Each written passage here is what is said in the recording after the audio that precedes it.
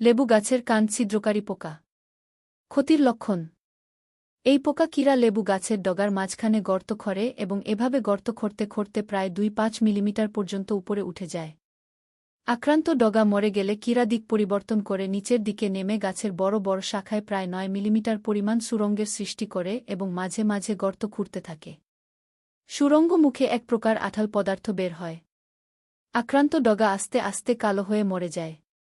ডগা মারা যাওয়ার পর কিরা প্রধান কাণ্ডে সুরঙ্গের সৃষ্টি করে। সমন্বিত ব্যবস্থাপনা। লেবু গাছ প্রায় পরীক্ষা করে দেখা দরকার এবং যদি কোথাও কোনো পোকা দেখা যায় তাহলে তা ধরে মেরে ফেলতে হবে। মরা ও আক্রান্ত ডগা কেটে সংগ্রহ করে আগুন দিয়ে পুড়িয়ে ফেলতে হবে। সুরঙ্গের ভিতরে সুরঙ্গ প্রতি ৫-১০ মিলিলিটার ধূপন বিষ যেমন কার্বন বাইসালফাইড, ক্লোরোফর্ম, পেট্রোল ইত্যাদি ইনজেকশনের মাধ্যমে প্রবেশ কমিয়ে সুরঙ্গের মুখ কাদামাটি দিয়ে বন্ধ করে দিলে সুরঙ্গের ভিতরকার কিরা ও পূর্ণবয়স্ক পোকা মারা পড়বে। গর্তের মুখে কিরা কাঠের গুঁড়া জমা করে। হঠাৎ করে গুঁড়া সরিয়ে গুঁড়ার নিচে লুকিয়ে থাকা কিরা ধরে মেরে ফেলা যায়। গর্তের মধ্যে প্যারাডাইক্লোরোবেনজিন ঢেলে দিয়ে এই পোকা দমন করা যায়।